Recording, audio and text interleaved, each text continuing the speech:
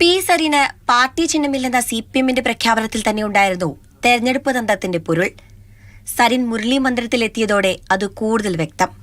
കരുണാകരനെയും അദ്ദേഹത്തിന്റെ പ്രിയ പത്നിയെയും അവഹേളിക്കുന്നതിന് ഒരു മടിയുമില്ലാത്ത വിധം രാഷ്ട്രീയത്തെ രാഷ്ട്രീയമായി കാണാതെ രാഷ്ട്രീയത്തെ വ്യക്തി താൽപര്യങ്ങൾക്ക് വേണ്ടി ഉപയോഗിക്കുന്ന കോൺഗ്രസ് ഇനി കോൺഗ്രസിനുള്ളിൽ പേരിന് മാത്രം അവശേഷിക്കും. ഇപ്പോൾ ഉമ്മൻചാണ്ടിയുടെ കല്ലറയിലും ഞാൻ വരാറുള്ള ആളാണ്, ഇവിടെ ഇടയ്ക്കിടയ്ക്ക് വരാറുള്ള ആളാണ്. പറയാനുള്ളത് ഇവിടെ പറഞ്ഞിട്ടാണ് എല്ലാം ചെയ്തിട്ടുള്ളത്. ഇവിടേക്ക് വരണമെന്ന് തോന്നി, വന്നു, കണ്ടു, പറഞ്ഞു.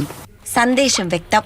CPM-നോട് രാഷ്ട്രീയ എതിർപ്പുള്ളവരെയും ഉൾക്കൊള്ളാനാകും വിധം സരിനെ പൊതുസമൂഹത്തിൽ അവതരിപ്പിക്കുക. ഉമ്മൻചാണ്ടിയെയും കരുണാകരനെയും എല്ലാം ആദരവോടെ കാണുന്ന യഥാർത്ഥ കോൺഗ്രസ് പ്രവർത്തകർ ഇന്ന് ഈ വിമർശനം ഉയർത്തുന്ന ഒരു സ്ഥിതിയാണ് ഉള്ളത്.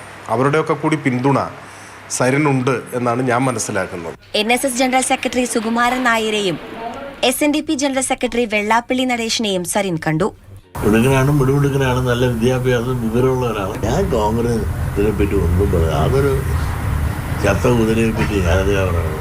ഈ 3 ഉപതെരഞ്ഞെടുപ്പുകൾ കഴിയുമ്പോൾ കോൺഗ്രസ് ഒരുപക്ഷെ അദ്ദേഹത്തെ അതിശയിപ്പിക്കുന്ന ഒരു ചെമ്പൻ കുതിരയെപ്പോലെ കുതിച്ചു വരുന്ന കാഴ്ച അദ്ദേഹത്തിന് കാണാൻ കഴിയും.